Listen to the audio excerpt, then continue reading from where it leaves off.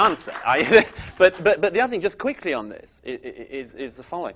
There are very tough decisions that the government is going to have to make over tuition fees in this country.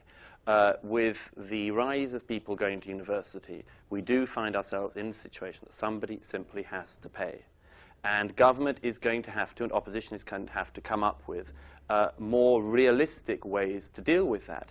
We have been living in recent years through a period of complete unreality under a government and an opposition that desire policies, say they want certain policies, but don't sign the checks for them. And that cannot continue. At some point, as we all know with our bank managers, reality comes hitting. OK, let's go on to Hazel, representing the Labour Party. What's going on with Labour? Important, and I think that women do bring something different to politics, and therefore it's important that we encourage particularly young women to come forward as well.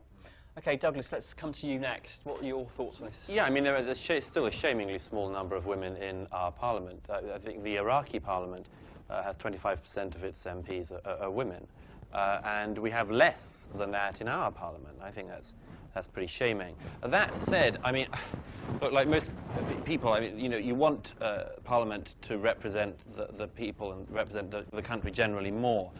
But when you push these things, I mean, the sort of positive discrimination things, they can go badly wrong when people are promoted or are given seats simply because of their gender or indeed their colour or their background or anything else. It doesn't always come to any good. I mean, I was much amused, by the way, when David Cameron was talking about the fact that Chloe Smith represented a whole new brand of politics. I mean, he might like to wish that we'd all forget about Margaret Thatcher. But we haven't, and it is extraordinary. I mean, the party that provided us with the first female Prime Minister, love her or loathe her, it seems to keep on presenting women as if it's an entirely new idea. No one else ever thought about it. And look, it is a serious problem when people are promoted just because of something like their gender. And I think that Hazel would probably agree that when it has happened in her party, and I don't want to name any names, but it has happened on occasions, possibly, it doesn't end up with great results. OK, thank you. Any comments on this question? I'm not talking about Hazel, by the way. I thought you were. I didn't think you were, actually. There was somebody else, a deputy leader of some sort. I can't think which person. I was thinking of a Home Secretary. Oh, right. Well, different story altogether. Any comments at all? If you'd like to raise your hand and come to the front, if you do have any. Thank you. I think it's really difficult. And have done over the time. I'm interested in what Hazel thinks about this. There is an argument that Westminster itself is, as it were, a sort of male-ridden environment, which not because just the majority of MPs are male, but that in its nature at the moment it still feels that women sort of have to push through it to get access. I don't know if that's still felt by your generation.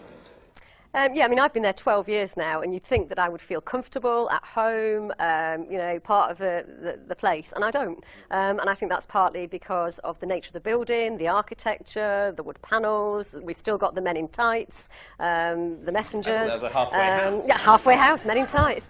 But the whole place is actually redolent of an age that we really ought to have put behind us. When I first went to Parliament, I think one of the speeches I made, I said that I thought the house was lovely, but it should be a museum, and that perhaps we ought to have a purpose-built, modern place where you could have some modern politics.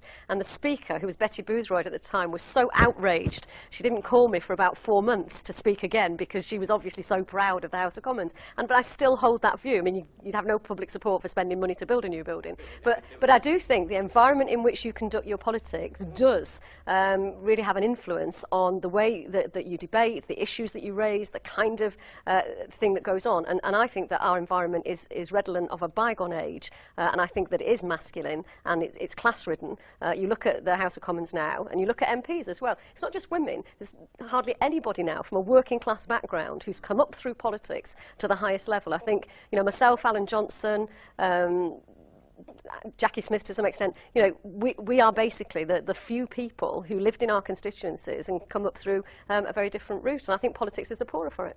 Well, OK, let's come back to the question. I know we can't quite ask you because you may not be, obviously, probably not a member of Parliament yourself, but what are your views on what the panel has said, especially perhaps Hazel, obviously? I think there needs to be a kind of change in the general attitude towards women in society overall. I mean, I think Equipped and they're properly supported. OK. But of course, the thing is, it's not enough to do the job, is it? That's the problem. McChrystal's report says they need 45,000 troops. America is going to have to carry the whole of the burden on that. Sarkozy said just yesterday he has no intention of sending any more French troops. This is a NATO expedition, and our partners in NATO are simply not stepping up on this, and a far more attention should be put on that. But just quickly back to the main question, and I'm glad it's come up because the gentleman at the back raised it as well.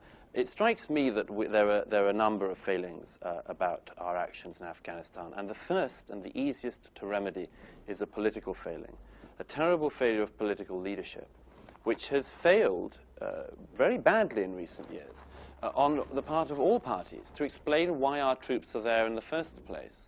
Because of the two tasks we had and have in Afghanistan, the first, to ensure that it can never again be a base from which Al-Qaeda can openly run training camps to attack people in America, here, across the Middle East. That phase was pretty much sorted out in the first months of the operation and could continue to be sorted out by retreating to bases and having unmanned drone attacks from the air and so on. But the second part of our mission there is a very long way away from completion. Indeed, people have talked about it as a 30-year conflict. I think that could easily be the case. And the situation that we need to do is this. Afghanistan and Afghani society has to be protected, has to be bolstered up to ensure that never again can it fall under the barbaric, medievalist is to flatter it, form of tyranny that the Taliban imposed on them. For that to happen, Afghan civil society, not least Afghanistan's women, have to be bolstered from the situation they're currently in. We have had elections. Our troops were killed protecting people to vote in those elections. I know that people always like to have a quick fix on these things. The simple answer is that there is no quick fix. Or to put it another way, there is a quick fix for us, but it would be a disaster for the people of Afghanistan. And I wish people would remember that. So the public perception is largely that this war is continuing and will perhaps never stop, or at least the figures, the suggestion is 30 years. We could be there for at least... One, I think a lot of Canadians would find that quite offensive that you didn't say they should a lot of the burden because they've suffered some of the most casualties.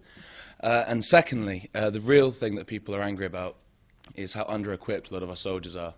There have been so many lives wasted because they weren't equipped. And I'm sorry, but as a member of cabinet at the time,